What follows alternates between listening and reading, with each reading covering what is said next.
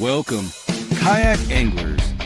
You are tuning into the Paddle and Fin Podcast Network, kayak fishing's best network of shows with great hosts covering all things kayak fishing, bringing you special guests covering topics such as shore fishing, river trips, gear reviews, angler profiles, tournament news, and more. Sit back, relax. Let's do this. Chasing the 20-incher Susquehanna River podcast is brought to you by these great companies. Railblazer. Think outside the tackle box. Kayak Cushion. For them long days on the water. Achigan brand. The official brand of smallmouth bass. Blue Mountain Outfitters. Susquehanna's local kayak shop. Ken's Jigs. Need a custom jig? Don't look any further. Nico Fishing Baits. Next generation of soft plastics. And Undercover Baits. Get hooked on Undercover Baits. Thanks for watching and welcome to the show.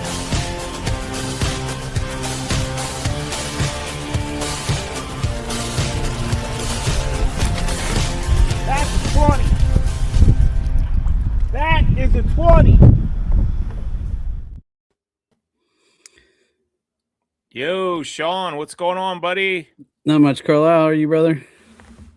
Oh, not too bad. I don't think it played the intro on the main thing because it was only playing on the vertical side.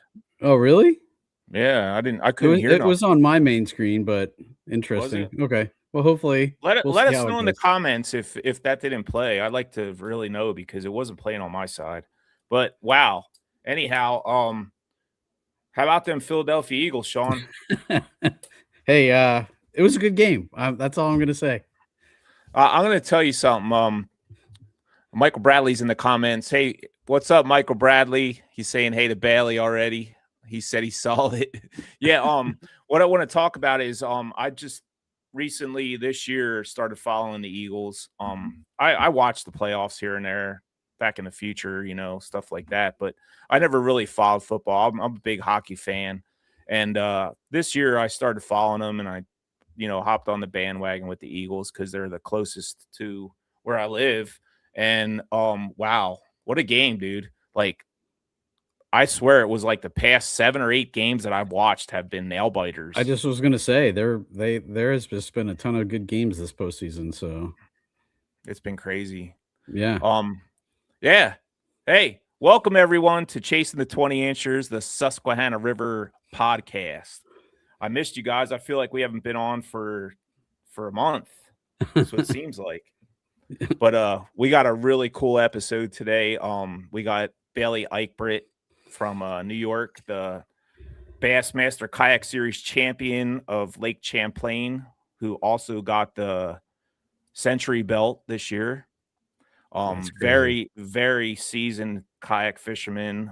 Also host of Serious Angler podcast and has a YouTube channel called Be the Fish that has just about 12,000 followers. So super excited to talk to him, see how he got started and how his career has been going. And he recently just picked up a big sponsorship, so we're going to talk about that.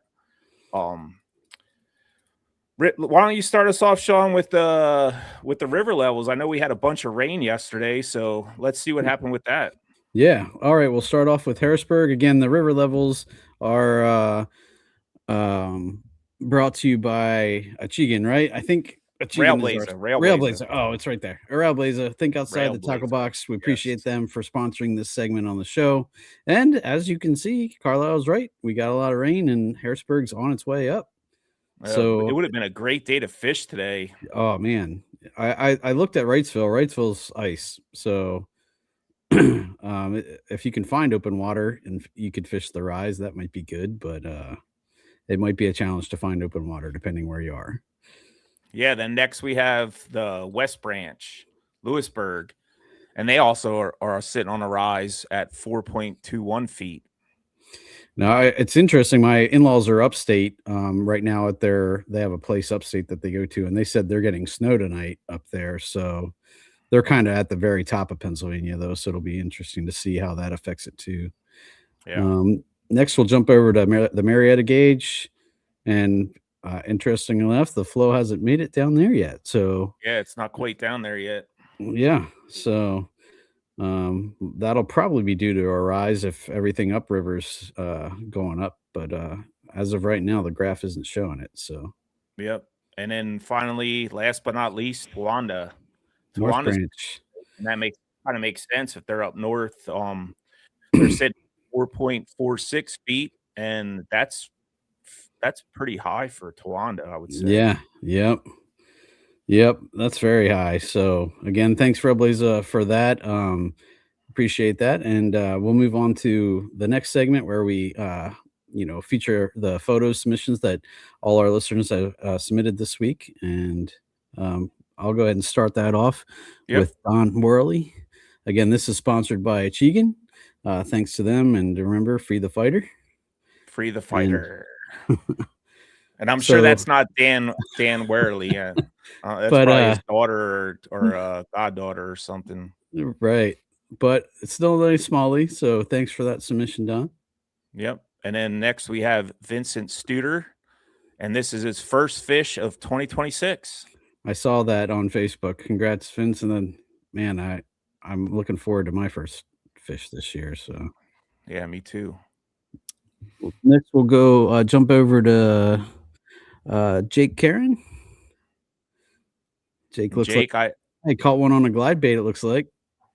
Yeah, I met him yesterday up at the Marysville fishing show that they had up there, Capital City. Okay. Up in Marysville, close to Harrisburg, and he's a big time kayak fisherman. So, and he's also a big representative of Undercover Baits.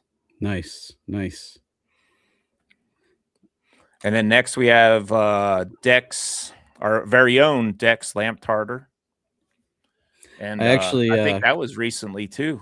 Yeah, I think it was probably yesterday. I tried to call Carlisle at that show, and I ended up talking to Drew, who's Dex's brother, and he said that they were out yesterday fishing. So I imagine that was probably from yesterday. So, yep.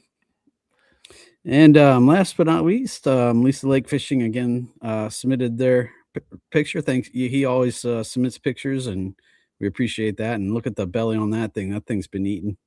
Oh yeah. Nice fish. Yeah. Sweet. So again, thanks everyone for submitting those pictures.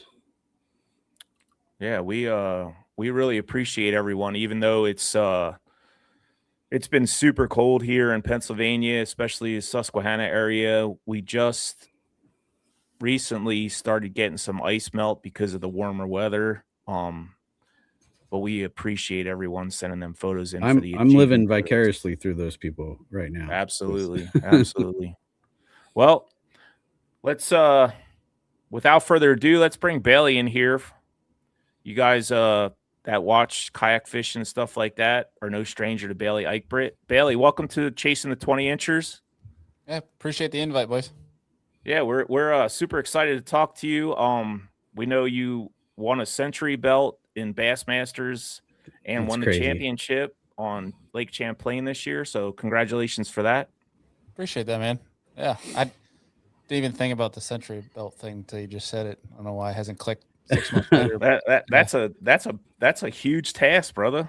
Yeah, it was cool. It was a cool time. Well, funny story, I guess, on that. We thought from that event originally that we don't really keep records, but our tournament director in New York for local was like, yeah, I think that's the biggest ever smallmouth only, kayak bag in New York. But I had to call myself in. It's like I was fishing on the Vermont side, so technically it's really not the New York bag. But I went and put up 125 the next weekend in New York. So then it kind of worked out. That's awesome, holy cow, dude! It's freaking awesome. Yeah, it was fun. Good old New York. Awesome. Talk about being on them. A Century belt 2 weeks in a row. Summertime, man, is when those smallmouth group up. It can just be like when you're on them, it's hard to not it's hard to do wrong when you're on them in the summer. But there's a difference of, a couple 100 feet of being off of them and on them. So it's a fun time if you can figure out the window. Yeah. Well, and a century belt of smallmouth is really cool. Like, not that largemouth aren't, just as cool, but that's a very good size average for smallmouth. So honestly, I'll say with experience in the Finger Lakes and even Champlain, honestly, I think it's actually easier to get 100 smallmouth than largemouth. I think interesting. The largemouth, it's a lot harder to find a 20-inch largemouth than it is to find a 20-inch smallmouth, because you take 20 inches of the two, on average, the largemouth is going to weigh a lot more. Oh yeah, older, in my opinion, than that smallmouth is. But it's wild how that dynamics. It's changing too. Like, 'cause 5 years ago, I probably wouldn't have said that. So, I'll take it. I'll take a 20-inch smallie over a 20-inch largemouth any day. I'll take them however they come. Especially true. Yeah. You're not wrong. Not wrong at all. Yeah. So Bailey, why don't you kind of, for the people that don't know, I mean, there's probably a lot of people out there that do know, but why don't you tell them who you are, how you started fishing in the industry, and just, a little bit of history about yourself. Yeah, I'm up here in Western New York right now, but born and raised in the Finger Lakes, and been a kayak angler basically since I was about 13 or so. And really just, the cliche story of grandpa and dad got me into fishing. My first bass, I don't even recall catching it, but my dad loves to tell people I was bawling my eyes out and had him pick it up for me. But I was young enough he loves to tell everybody that story. But they've had me in the woods and on the lake my entire life, and basically thought I was gonna get into and speaking of a terrible weekend of sports, thought I was gonna get a career into the sports industry, but thank gosh I did not do that. But ended up going into chasing the fishing and hunting thing full time, and here we are. And what got you into podcasting? Yeah, so the podcasting part, I had to finish my master's degree in sport management. I went and did a 6-month internship at the athletics department at University of Notre Dame. And what started as what I thought would be a 40-50 hour week turned into a 90-hour week. And basically my boss there bluntly saying you can't really have a life outside of college athletics if you want to work in college athletics. And I was like, well, damn, there goes all my fishing I'm going to do here in Southern and Michigan and Northern Indiana. And I was telling my buddy about that. I'm like, because my time on the water is, I love to compete, don't get me wrong, but like I do it for the passion of it, the fun of it, but really to learn. I always want to be constantly learning about something. And obviously, as we all know, with fishing, hunting, and things like that, you'll never know everything, which is why I think we love it. It's like, well, damn, I can't fish. How the hell am I going to be getting better and learning? He's like, well, you're a Joe Rogan nut. Go start a podcast. I'm like, nobody wants to hear me talk. He goes, whether you're posted or not, just like invite people on and call it a podcast, and you'll be learning from anglers you want to talk to. I was like, oh, yeah, it's not a bad idea. And started off with some crappy old computer and a Zoom, and 6 years later, here we are. Awesome. Yeah. Yeah, that's awesome, man. What were you talking earlier? Like just recently, you just said about you wanted to have a get into the sports thing. What sport were you playing? Oh, so I grew up playing hockey and lacrosse, and then because of my laundry list of injuries, I ended up swimming in college and was not going to get back into swimming. Get me wrong, I loved it. Great 4 years, but I haven't touched the pool since, if that says anything. But I wanted to get back into eventually, I always thought I wanted to be an athletic director, or if not that, get into coaching, especially at the collegiate level, whether it was hockey or lacrosse.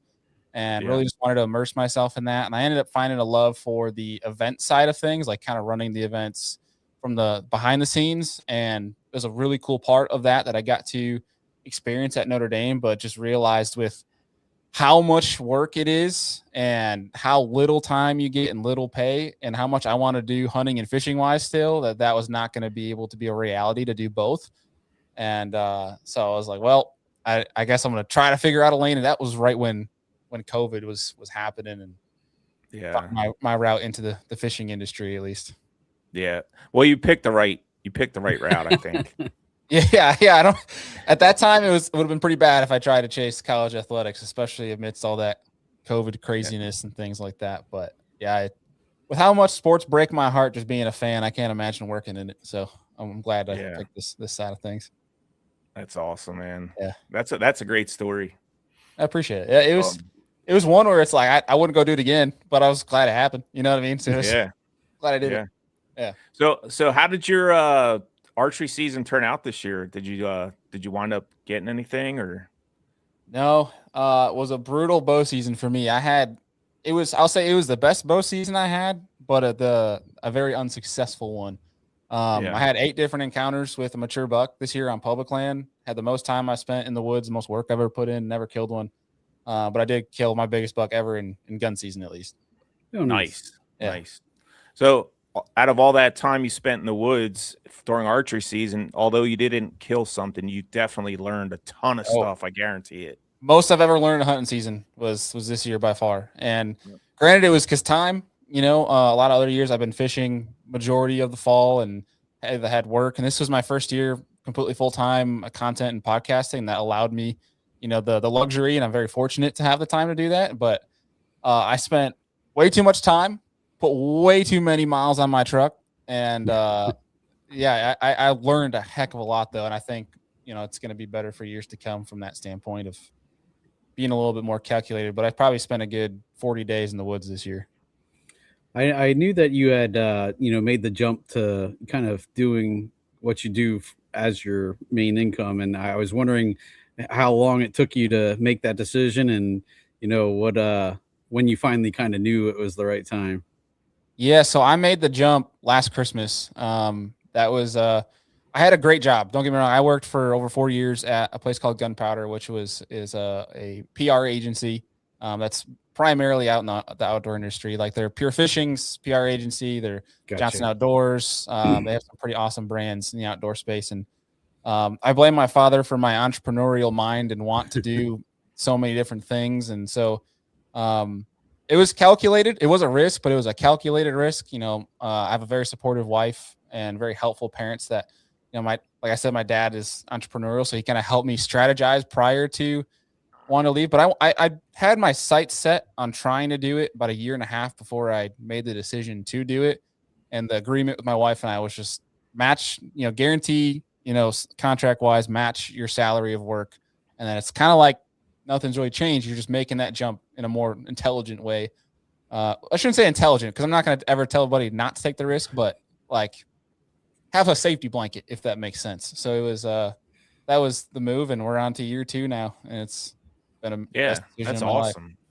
It's interesting that you say that because for the folks that remember way back in my Paddle and Fin days on the news show, I interviewed Bailey, and it was I remember talking to you about that topic about making that shift, and at that time you were still that was the sense I got from you, is that you had enough belief in yourself and you had things planned out and had a way to get there, and so it doesn't surprise me at all that you're there and flourishing. So congrats. That's awesome. Yeah. Congrats, Bailey.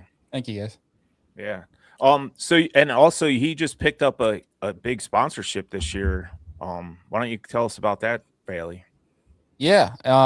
This year, 26, I partnered with folks over at Rapala, 13 Fishing, Suffolk, and VMC, and pretty stoked about that, just from the history of the brand. And those are some big names. Yeah, dude, if you told 6-year-old, 8-year-old me that this Rapala that you've been throwing your whole life, that you'd be working with them, I'd tell you you're on drugs. But here we are, and it's incredible, man. I'm very fortunate, and I'm lucky to have some great friends over there. And just, I never really wanted to go out and sign with a bait brand. It just was the only one I felt like in my soul I was drawn to, and because I've always been real with people on my platforms of what works, what I don't like, what I do like. And the nice part with that, there is no faking it. I actually do like it. So, when you do things the right way, things fall into place, and now you just got to work hard to keep it. So. Yeah, that's awesome, dude. I've been watching Bailey be the fish for a couple years now. And that's one thing that I love about Bailey. He's the real deal. Like he doesn't bullshit about like, he does. There's no bullshit with him. He's the real deal. And if you guys out there watching want to watch some good content, check it out. It's called Be the Fish. We had a Susquehanna Fishing Tackle tournament here last year, and they gave everybody a 13 fish and oath rod just for signing up for the tournament. And I used that rod for that tournament, and that rod is freaking awesome. Their rods are sweet. I really like them. Yeah, for $99, that's a pretty badass rod. And that's one thing I think right now, industry-wise, total side tangent, like the budget side of the industry is starting to be pretty dang good. I mean, just throw in respect where it's been earned, but like between the Oath and like the Shimano SLX on the reel side, like the budget side's been kicking some ass. So it's cool to see that come around. I think that's honestly what the industry needs. And it's cool to see that done in a good way. And honestly, I was in total transparency, and I told them too, I was a little skeptical when it came to 13, as I've never been a believer in 13, but because of everything completely being revamped, redone since the buyout, they've done a hell of a job. And I can at least speak to the Oath rods and the Myth rods. They've nailed it. That's for dang sure. And obviously there's a lot of great brands out there. It's just, I like to see now that there's some more consistency when it comes to quality control on when it comes to rods and reels, but also options where you don't need to go spend $400. Yeah, I think a lot of the higher end features are kind of filtering their way down now as they figure out the manufacturing process and can kind of include those in the lower end rods. So it's definitely making it, the lower end much better than they have been in the past. I definitely agree with that. Yeah, absolutely. Yeah, you take a $99 rod right now, compare it to like 10 years ago to a $300 rod, and that $99 rod's probably better than it. They're kind of almost shooting themselves in the foot that way, but hey, we'll take it as anglers, right? Heck yeah. Yeah. I bought a Fate rod, 13 fish and Fate rod back. Shoot, it's got to be 6-7 years ago, and I still use that rod. I love it. They make some good rods, even though the company has changed hands. I still go back to that rod every once in a while. It's like a medium heavy spinning rod, and it's good for certain techniques. Oh yeah. So we are based here at the Susquehanna River, so we wanted to talk a little bit about the Susquehanna River. We know Bassmasters is coming to the Susquehanna River in 2026. Heck yeah. And there's also on day 2 of the Bassmasters will be the No Limit Power Hour. Are you coming down here for that, Bailey? Yeah, I'll be there. I didn't know that coincided with that, but they add it to the list. Here we go. So it's going to be like a $400 weekend.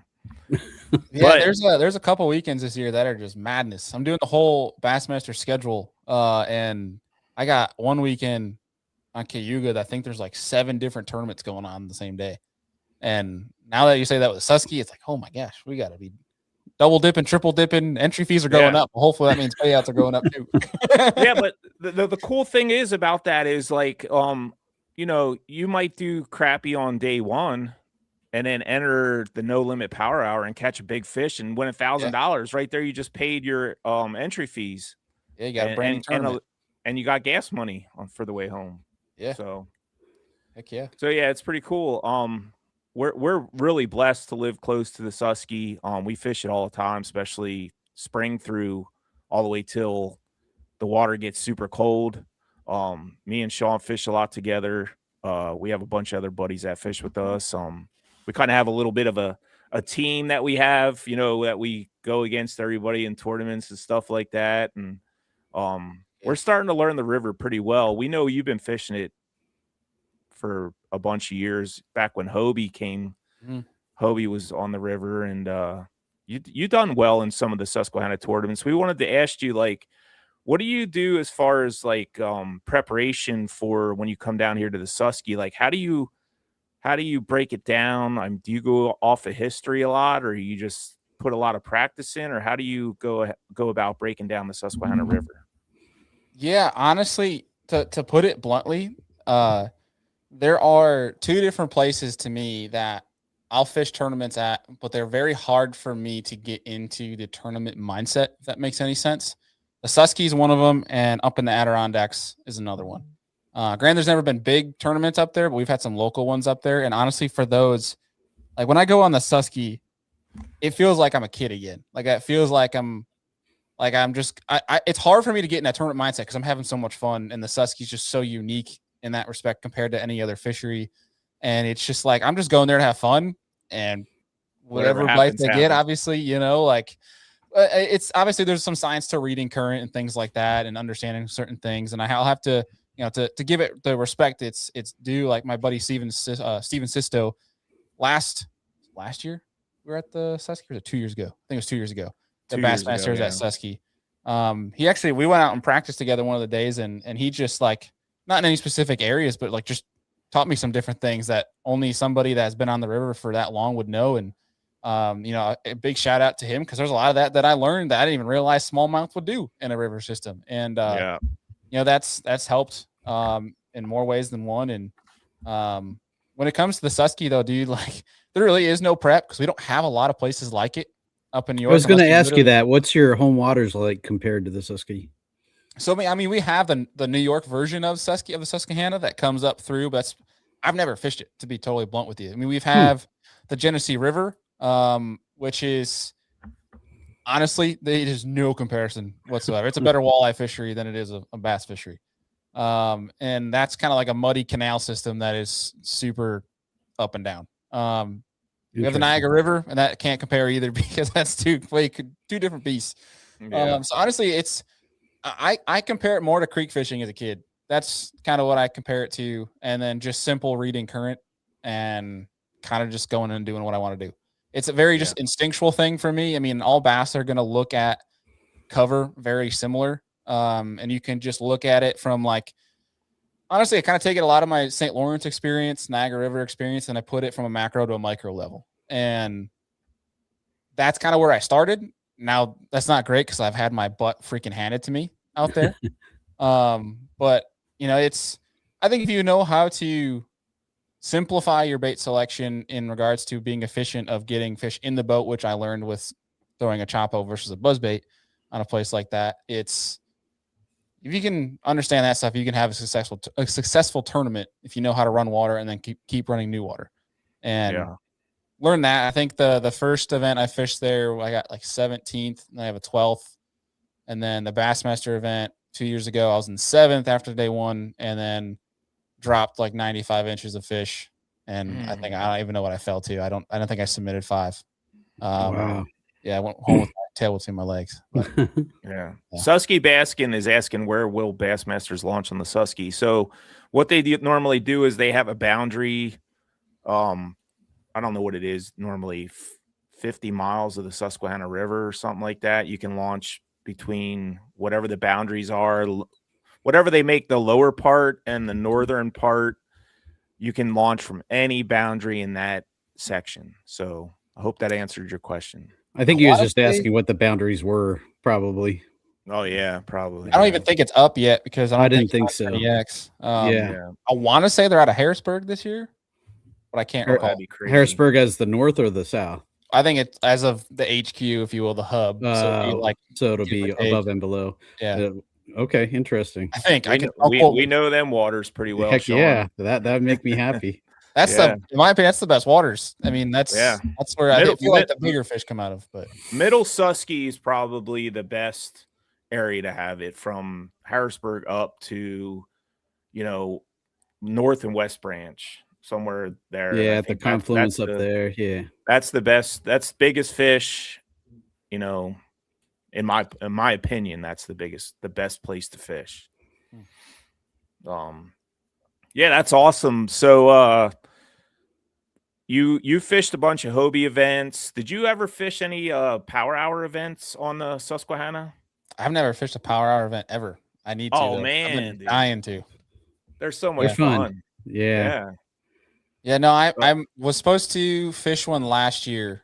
Unfortunately, literally the day I went to go leave, I got sick. Like I couldn't stand up sick. And so unfortunately that didn't work out. It's been a schedule thing, but no, all I've heard is great things about that tournament format and how they run it. So we'll love to do that. And then now that you say that they're on the Susky at the Bassmaster this year, this will be your first year, bro. Yeah, man. Awesome. If you can find them on that second day, that's going to be a good payday. Heck yeah. Michael Bradley is asking, do you ever see yourself transitioning into boat tournaments? No, honestly, no. I think boat, yes. But honestly, my primary driver to wanting to get a boat is just take family with me, take my wife. You know, there's a lot of times she wants to go with me, where times where maybe we don't want to be in the kayaks. And I do have a love for big water, and a lot of times when I want to go out and, you know, it's manageable in 4 footers, it's where it's not good in the kayak, you can do it in the boat. That's where I kind of want it. Will I fish maybe some local stuff? Maybe, you know, team tournaments. Like my dad comes up, I want to fish a tournament someday with my dad. That'd be cool. But otherwise, now, I mean, I'll get a boat eventually. It's just going to be more for fun purposes than anything else. But I'll never leave the kayak. Kayak is. What are you fishing out of now? I'm still in a PA-14. PA-14, okay. Yeah. How's that thing in river systems? Is that handled pretty well? I've been in some bigger river systems and it's been just fine. I mean, I think anytime you have 360, it's an advantage. But I've never taken it in the Susky. I've only ever taken the Outback and the iTrek, which I'll take the new Angler iTrek this year.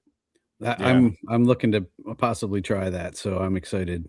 Yeah, I'm looking forward to that thing too. I'm gonna ideally have a new system this year where I'm gonna have the Angler iTrek to use all my local tournaments and save the PA a little bit more rigged out for all the Bassmaster stuff on the national scale, like bigger water.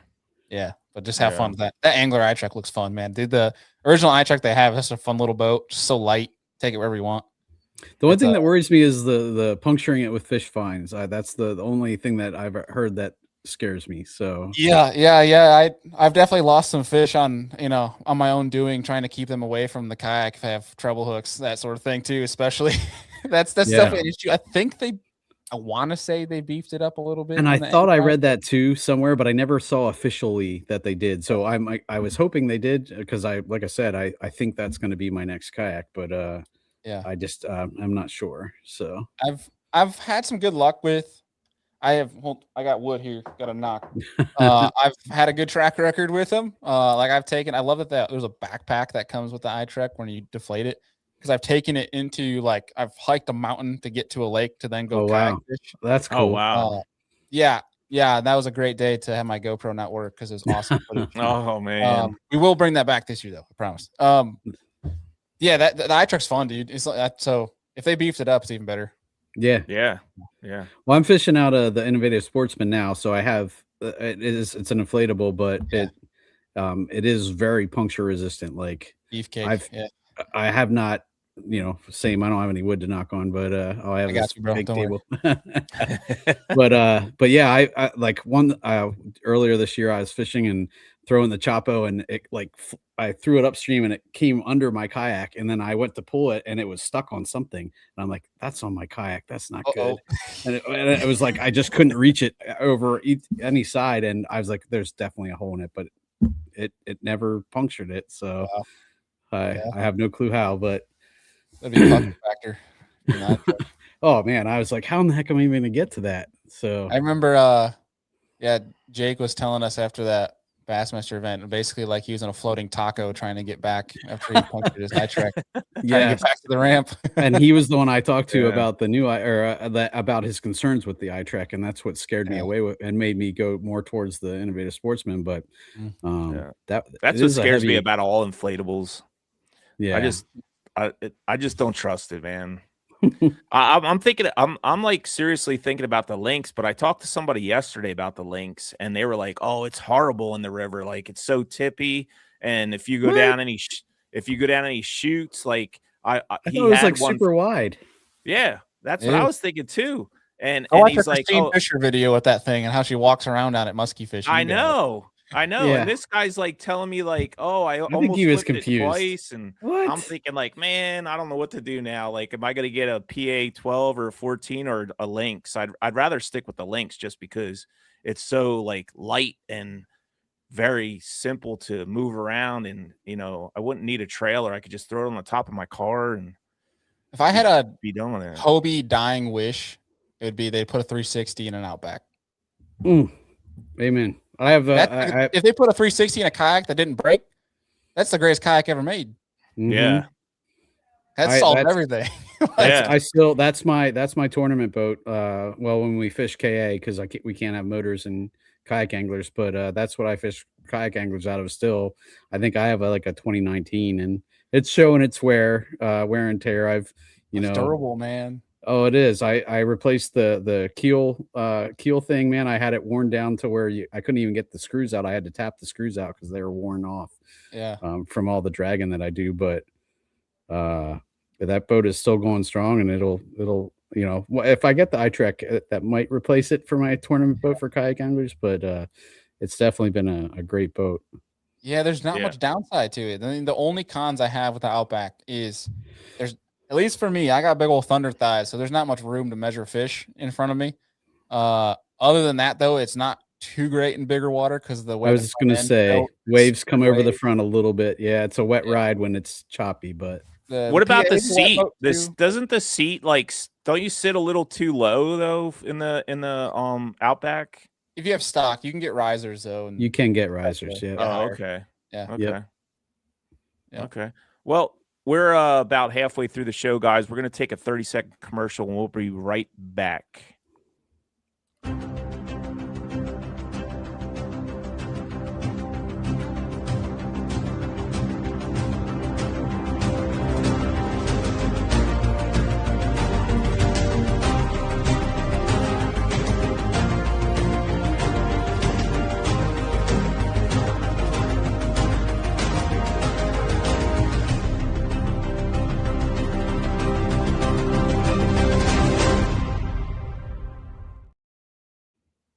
All right.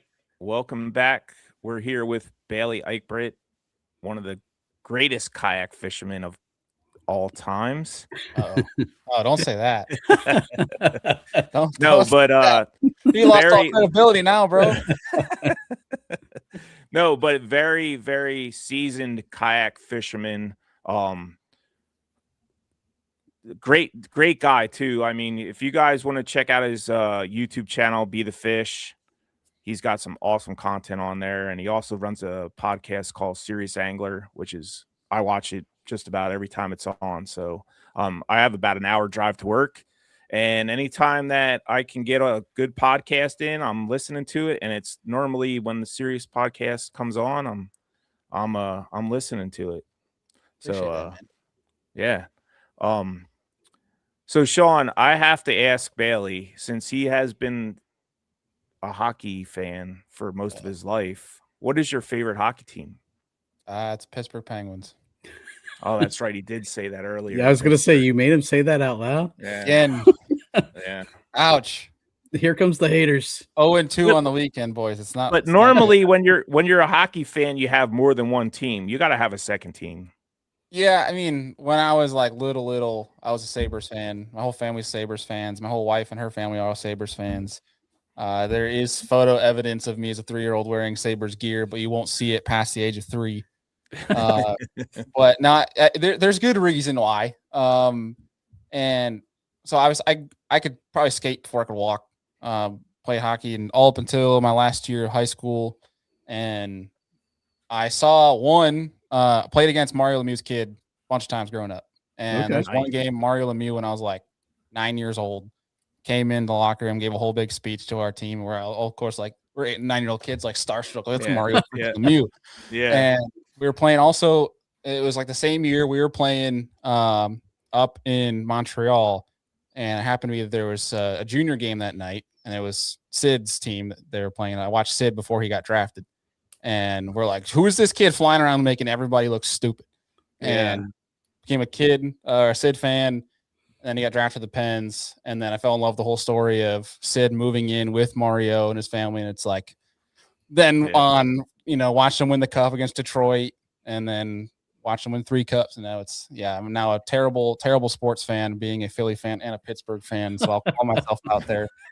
But we're here, and I'm owning it. I'm owning it. Yeah. Hate. Yeah.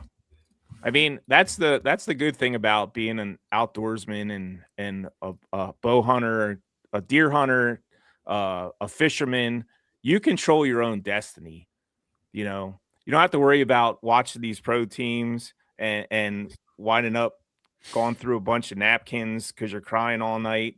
This is the deal. Like if you're an outdoorsman, you control what you do. You don't have to worry about what's going on with the sports and this and that. But and it's also cool to be out there and learning things every day, no matter how educated you are into hunting and fishing, no matter how many times you go out in the woods, how many times you go out in the water, you are learning something, which is the coolest part about it. Absolutely. Definitely. I don't learn anything from watching sports besides that I hate my teams. And it increases my blood pressure, That's right. Yeah. That's how it should be, though. You're not a true fan if you don't get worked up over it. Lemieux or Crosby. Dude, I love this debate. I love it. I mean, Lemieux's like he's right there with Gretzky, I would say. He's one of the best players ever to live. Yeah. But I look Crosby's right there too. I love this because there really isn't a bad answer to it. No. But I put it Lemieux as one of the greatest in the league, but I think Sid's the greatest Penguin ever. Yeah. Lemieux is one of the greatest in the NHL, but Sid's definitely the best and most accoladed all-time Penguin. Yeah. Okay. Yeah. So he had a lot of time off though. He did get a lot of injuries, so who knows? Shoulda, coulda, woulda, right? But yeah. Right. Yeah. I was going to ask you what your goals are, both fishing wise, podcast wise, for 2026. Man, fishing wise, I just want to keep the trend going. We had the first year completely full time and fished some tournaments around here, but was the first year I ever really got to put all my time into all my own stuff, like from the social media to the YouTube to the podcast. And I feel like it was a big learning year from that of what worked, what didn't, what systems worked, talking about my own little, my internal operations of here in the office where I am now and trying to ramp that up, dial that in more. I know that's going to be an ever ongoing process, but want another big growth year I got some big plans to ways to grow in that I'm excited to bring out this year. And I know that with a podcast, we're going to be expanding pretty big too. And so we got some plans over there, and I have some other business ventures that I'm excited to go down that are completely outside of fishing and hunting. So, honestly, dude, my biggest thing to answer your question, because I'm basically giving you the super long answer of it. Yeah, that's all right. Yeah, it's honestly, I just want to have fun because I feel like a lot of the fishing industry has lost sight of that. I always want to compete. Don't get me wrong when it comes to tournament stuff, but number one for me is always going to be fun and adventure. I want that feeling when you go to a brand new body of water. I want that to be on my mind when I go fishing every single day. And heck yeah, dude. Part of why we're doing the whole Bassmaster Series this year, because it's almost kind of like a forced go and fish brand new bodies of water and things like that. But I'm just excited to go fishing, man. I don't care if I get last in the tournaments, but I want to go explore some fisheries on the way there, on the way home, and just have some fun making some content. I mean, I kind of feel that a little bit. I'm not the most competitive person. I do fish a lot of tournaments, but I do it more just to be around the other guys, to try. It forces me to go to new places, and if I occasionally do great, that's awesome. I love that, and I'm blessed for that opportunity. But I'm happy just kind of doing my thing, and I really like that mindset, and hopefully I can do that as well, because sometimes people get so strung out and they lose sight of why they're doing it in the first place. Well, I mean, some people, I guess it's a living too, but so obviously it's a little more important. But the winning stuff on the tournament side is always just a bonus, and that's kind of how I structure things, where I'm going to that tournament just because, I mean, you think about it, at the end of the day, when we leave this world, maybe I might remember some of the wins, maybe. Otherwise, what I am going to remember, though, is, dang, remember that time I traveled to Florida, fished that random lake in the middle of nowhere, slept in my truck, and caught a 10-pounder? That's the kind of stuff you're going to remember, not a tournament, something like that. It's more of the adventure aspect, or like, hey, dude, remember when we went down that really sketchy road? We don't know if we're going to be able to get the kayaks back out of the water. Like, that's the kind of stuff you remember with your boys, your family, whomever it is. That's the kind of stuff. That's the fun stuff, man. Yeah. That's real fishing right there. That's what I'm looking forward to. The stories you get to tell your grandkids. Yeah, for sure. We got a question here from Susky Bass. He's saying, "What is your favorite technique, cranking plastics or well, it doesn't say or top water. Yeah. So yeah, honestly, dude, like I've been asked this question a lot, and just not just with river stuff, but like in general, what's your favorite? And dude, I swear I don't think I've ever had the same answer, because it's just like, it also depends on what time of year it is and what I'm enjoying doing. But yeah, when it comes to the river, it's hard to beat topwater, man. I was just gonna say, if it ain't a choppable buzzbait, like, then maybe I'm throwing a spinnerbait. If not, I probably don't have anything else even on the kayak at the time. So if they're not going to eat that, then I'm just going to be staring at my topwater all day, because that's probably all I'm going to throw, to be quite frank. Yeah. Michael Bradley's asking, will you ever go back to Lake George? Seemed very unfriendly to out of towners. I'll go back. Fishing was awesome. The views are incredible because it's Adirondacks, but fishing a tournament there, I don't know. Maybe not. Maybe not. They're not the most polite and welcoming people. Maybe That's the North End. North End is nice. But. Wow. Yeah. I'll tell you what, there's some seriously good turkey hunting up there in the Adirondacks.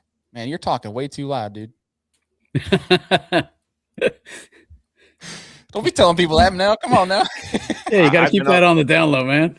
Well, there's not. New York turkey hunting is terrible. Don't ever come up here. The turkeys, there's none of them, and they're really hard to catch up to.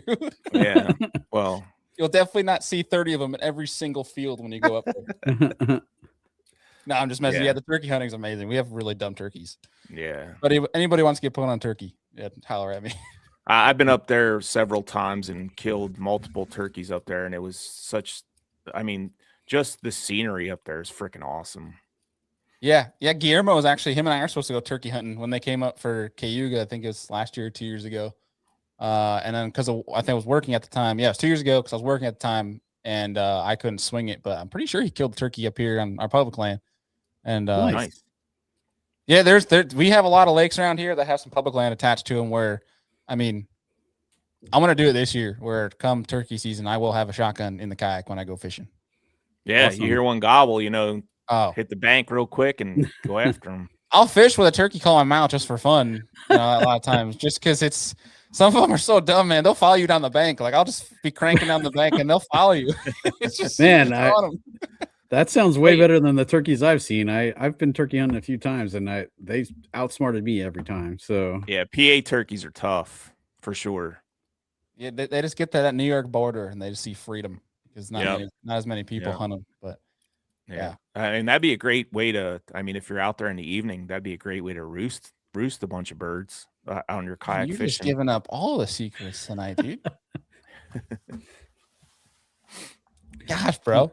Hey, I like seeing turkeys get shot in the face. That's fair. That's fair. I say all this, I'm going to see every parking lot and lake access packed this year now, out of staters. Oh, you'll be good. Yeah, you'll be good. But all right, we're looking forward to you coming down here, though, for sure. We want to fish against you and see what we can, how we rank up against the serious angler. Just save a few for me, will you? Yeah, we will definitely. We really appreciate you coming on the show, Bailey.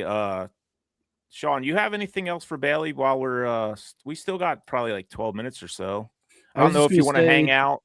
Yeah, because we're gonna do a giveaway with Achigan. I'll do whatever you guys want. Any distraction away from sports is great right now. We're talking about fun stuff. I don't want. There's a late game, right? What's the late game? I don't want to think about sports, to be honest. You guys gave me a great distraction here talking about fishing. Yeah. Because the moment I get off the podcast, I get reminded that all of my teams suck this weekend, and I don't get to go fishing for another 2 weeks. So I'm in misery still. So as long as you guys need me, I'm here. 2 weeks. Shit, how long we got, Sean? We got a while, way more than 2 weeks. No, if we get a warm couple days, that might make up some open water. I'm still recovering from back surgery, so I'm probably out for a little bit yet. But yeah. Are you going down to Florida, Bailey? Yeah. Yep. Oh, wow. For the Bassmasters. Yeah, nice. Yep. We'll leave a little. Is there any event that you're looking forward to in that series? Or just I'm looking forward to all of them. Don't get me wrong. I mean, the one on the schedule this year is the Natty for sure. Obviously, just because it's the big event and it's a 3-day. And it's on Chickamauga, Nickajack, which I love. I love going there. So looking forward to that one. But I'd say like of the regular season, it's going to be a wild week of schedule and logistics. But I'm fishing the Santee Cooper event. And once that ends that Sunday, I need to then drive immediately home, which is about a 12, 13-hour drive. It's not terrible. Get home. I'm going to have to pack my bags before I leave for Santee, and then I fly to Clear Lake to fish the Bassmaster the very next weekend. Wow. So we got a rental truck. I got a good buddy over there that's got a kayak all ready for me that I can borrow for the weekend. Very fortunate. And thankfully, some of the connections we made with Serious Angler this year, we actually flew out west and supported the BAM tour out there. One of the guys that was one of my boaters for covering it from a media standpoint, he actually lives on Clear Lake and said I could stay at his place for the week. So it kind of worked out perfect. And going to go compete on Clear Lake and get my absolute butt handed to me by Damian Towle and all those boys over there. But I've never fished Clear, and I got to fish Clear because it's one of those lakes you got to fish in your lifetime. Yeah, I mean, that's a bucket list for sure. Yeah, bucket list for sure, dude. That's awesome. I can't wait. It's gonna be cool. I like supporting the West Coast because a lot of those guys come out this way and want to be the lone Easterner trying to go out west. Yeah. So, how long did it take you to learn forward-facing sonar? That's a good Did question. you have to put a lot of time into it before you actually like figured out what was a bass and what was a trash fish or whatever? That part didn't take too long. It's hard to quantify like what point when things clicked. I wouldn't say it took that long, at least from that standpoint. But also, one thing to remember too is so many fisheries are different. And regards to there's picking out fish species in open water, and there's picking out fish species when they're in cover. And that is a very difficult thing to do. And then from there, understanding based on behavioral patterns of like what most like, if you don't know what most likely those fish are and kind of how they're swimming, how they're behaving, what's a walleye versus a smallmouth. And sometimes, I mean, there's a lot of, like channel cats that are like 10, 12 pound channel cats that'll look like big largemouth. But how they approach a bait is completely different. And so it's, I got to use forward facing a decent amount before I ever had it, because my first one I owned was immediately when Mega Live came out, because I've been Humminbird the whole time. But I used a little bit of Garmin prior to that, back when it was still the Panoptics. And so I think my learning curve was a little bit faster because I was new to it, or I was fresh to it when it was first really kind of getting on the trend about, what's that, 5 years ago now? Yeah. But I mean, it takes a lot. I mean, I'm still learning, dude. I think I've gotten pretty efficient with it. But when it comes to understanding and stuff, it takes a while, and especially from applying it. That's where it really kind of like you need to connect the dots a little bit. But man, it's so cool. Like if you can put aside the seeing on a screen, seeing your bait, trying to catch a fish aspect of it, and use it as a learning tool to connect different things of how fish behave with each other and how they behave with the cover that they're in, that sort of thing. It is so freaking cool, the stuff you can learn. But it takes a while, dude. It ain't easy. Like how long do you think, like, since when you first got it till you caught a fish using it, like literally seeing the fish cast to catch? Was it a month? Was it a couple weeks? Or first trip? But oh, really? But trip. To be fair, the first trip I ever took with it by myself, I went to my juice holes because I wanted to see what they look like. I was excited. I wanted to see what they look like. And so like the juice holes where, the pets, like, they're gonna eat. And so it was more like I knew that was gonna happen. Now it's getting good at distance, accuracy, and also retrieve and everything, and knowing what you're seeing on the screen. Like, I think I stared at a bluegill like 5 casts in a row thinking it was my bait. And so like, there's definitely a learning curve to it, but like, there's times too, man, where it can be pretty dang easy. And that's like, I'm talking about Champlain When you know the only things out there are drum and smallmouth, and the big giant blobs that aren't moving very fast, you know those are drum. But if you see 5-6 bottle rockets shooting through the column, those are going to be smallmouth. And it's just a matter of presenting your bait, and which is kind of just, it's a timing and precision thing, which can become second nature. And so like when you get that part down, it's I mean, I'll just call a spade a spade. It's pretty easy when you can get on those fish in the summertime when they're schooling on bait. It's just understanding when they're doing it, why they're doing it, the windows to do it, and then having the mechanics to do it. And so it's just becoming a race in that standpoint. Is there instances where you won't use it? Like I was thinking like on the Susky, you know, is that I'll never take it to the Susky. I think the Susky deserves better than that. Yeah, you don't need it. But you don't need it. That's what I was wondering. I was thinking that, but I didn't want to assume, you know. Yeah, no, I mean, I really think, I mean, I'm sure there's some people that have found applications for it. Maybe, you know, we're talking like down to Harrisburg, some of those deeper sections potentially. Yeah. But like, I feel like, do I think forward facing can be used just about anywhere? Yes. Do I think it's efficient? No. I think in that standpoint, you're seeing the people you're seeing winning are winning shallow. And in a specific way, just reading the water and they're understanding the small nuances of the river, things like that, as long as they're winning legally, of course.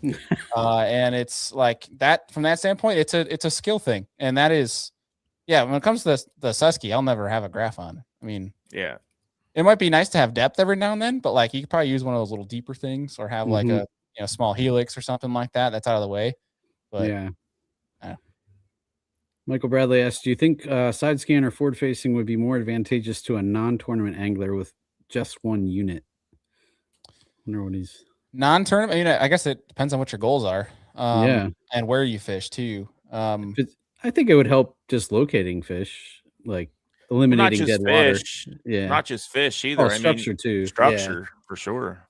Honestly, side scan especially. I'd give up forward facing before side scan. At least me personally. I know a lot of people might not agree with that, but I am such a big proponent of using side scan and side imaging. For me, it's just like it. For me, I feel like I'm one with it. Like I can understand everything information wise it's giving me of understanding the lay of the land. And if you have it dialed right, you can see those suspended fish too. And so it's that way. It's just like, it's a way for me to go cover a heck of a lot of water and understand it a lot faster and be able to find a lot of dead water. Where it's like, if you're a non-tournament angler, like, I guess it just depends on what your goals are and where you fish at. Cause like if you're fishing like a Lake Champlain, for example, I want side scan 100% because you can still find those rock piles in the places that a lot of those fish are going to be at. Whereas forward facing, you can find them, but like you have to have it down and be actively scanning to do it, where you can be going 4 or 5 miles an hour with side scan and be covering water a heck of a lot faster and understanding it better.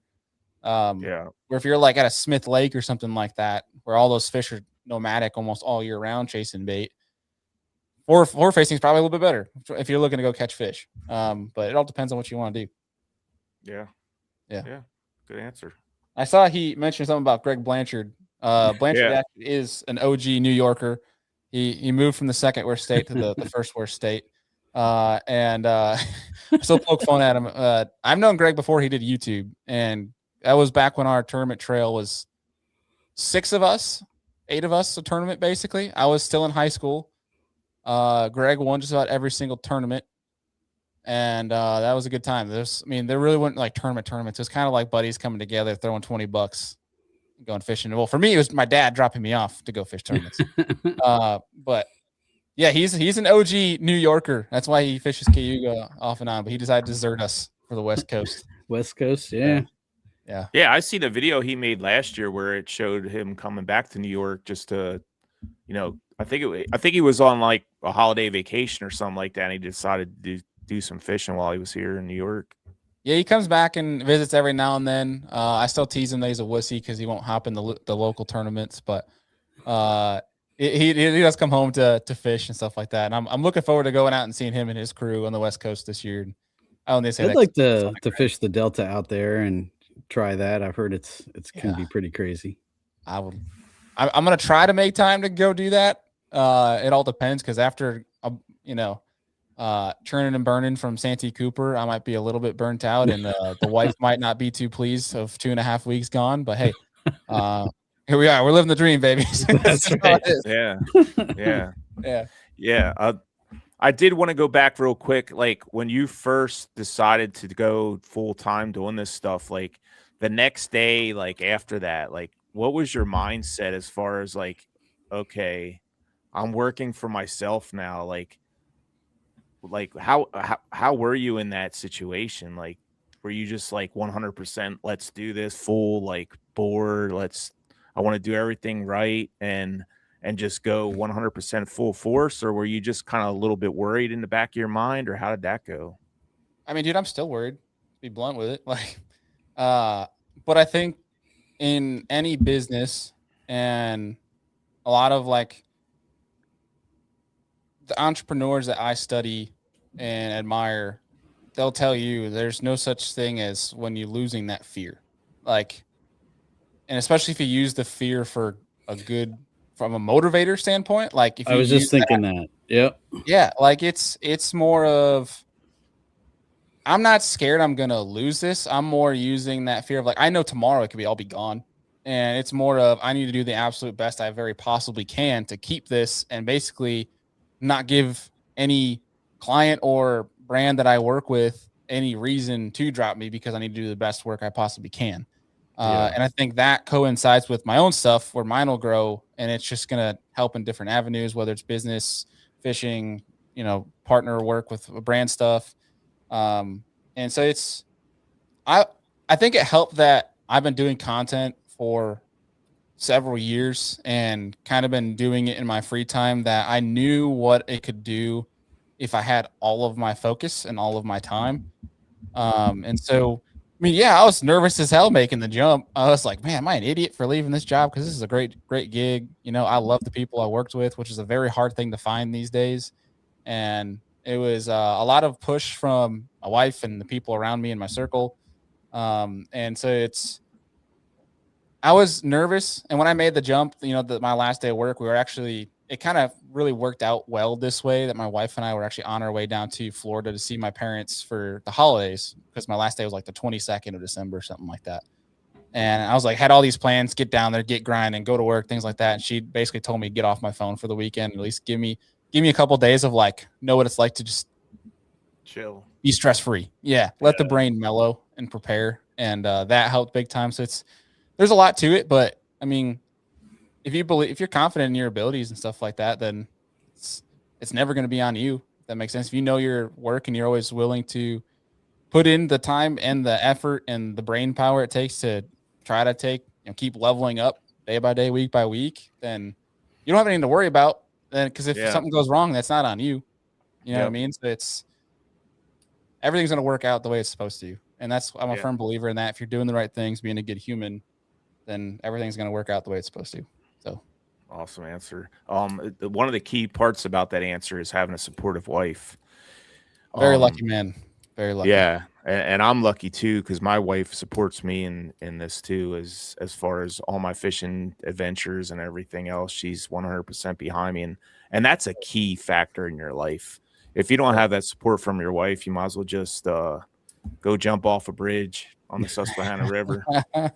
Whether you fish, you hunt, or you're an Eagles fan, it's very good to have a supportive wife. Absolutely. Yeah. Absolutely. Hey, well, we appreciate you coming on, Bailey. We know you're going to succeed 100%. We could just tell from your attitude, man. You're gonna blow things apart. It's gonna be awesome. We look forward to seeing where you go and what you do in life.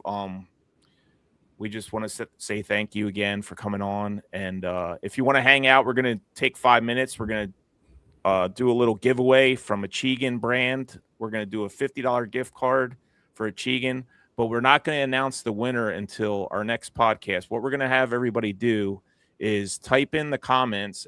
The people that are still watching, you're lucky because you hung around to the end here. Type in hashtag Achigan brand in the comments, and you will be entered into a $50 gift card to Achigan brand, the official brand of smallmouth bass. Free the fighter. Billy, why don't you let them know too where they can find you and all the different socials and everything? Yeah, if there is a social media platform out there, there's a good chance I'm on it. I was going to say, you kind of own the socials, and that's always been part of your deal, right? Just brand and building your brand and getting that out there. Yeah. I've always just, I don't know. I've had an enjoyment for creating content, things like that, and sharing that with people. But yeah, any Instagram, Facebook, all that stuff, YouTube. YouTube's Be the Fish. Otherwise, everything else is just Bailey Eigbrett. You can find me through Serious Angler or wherever you want. But yeah, appreciate the invite, boys. Happy to jump on anytime. And my buddy Luis Delgado and I will be up fishing the Susky, and we'll be camping. So hopefully we'll have some campfire beers and share some water come this summer. That sounds cool. You'll have to let us know after day one where you guys are hanging out, so we can go come drink a beer with you or whatever. Yeah, absolutely. Awesome. Sounds good. Appreciate it, fellas. Yeah, thanks, Bailey. All righty. Well, I guess we'll wrap this up, Carlisle, and we will catch you all next week. Anything you want to add to close? Yeah, I just want to thank all of our sponsors that support our show. You know who you are. And I also want to announce that we just landed a new sponsorship with Vicious Fishing Line. So we will have a code soon for that, so for you guys to get a discount on that. And don't forget, type in the comments, and we're going to let it go for 2 weeks. So I'm sure we're going to have a pretty decent amount of people commenting, and then we'll pick a winner on the next show. Type in #Achigan brand, and you will be entered in for a $50 gift card for Achigan. And they make some really nice apparel, hats, sweatshirts, T-shirts. I see Sean's got his Quest for the 23 sweatshirt on. So, oh yeah, you support the brand, and they support us. So we appreciate everyone for watching this week. We will catch you on the next Chasing the 20 Inchers. Thanks again for watching. See you guys. Thank you for tuning in to the Paddle and Fin Podcast Network. We hope you enjoyed the show. Don't forget, for future shows, like, follow, share, and hit that subscribe button. Make sure you check out our individual channels and accounts too. Want to be a guest on one of our shows and talk of adventures, gear, or products? Contact us. Thank you for watching The Noob Show with Matt Gibson, Chasing the Tide with Dustin Nichols, The Rusty Hook with John Rapp, The River Run with Adam Fraser Pross, May Contain Fishing with Daniel Woodcock, Chasing the 20s with Carlisle Esterly and Sean Lavery, Friday Night Bites with Brian Schiller. Thanks for tuning into the Paddle and Fin Network. Subscribe and always wear your PFD.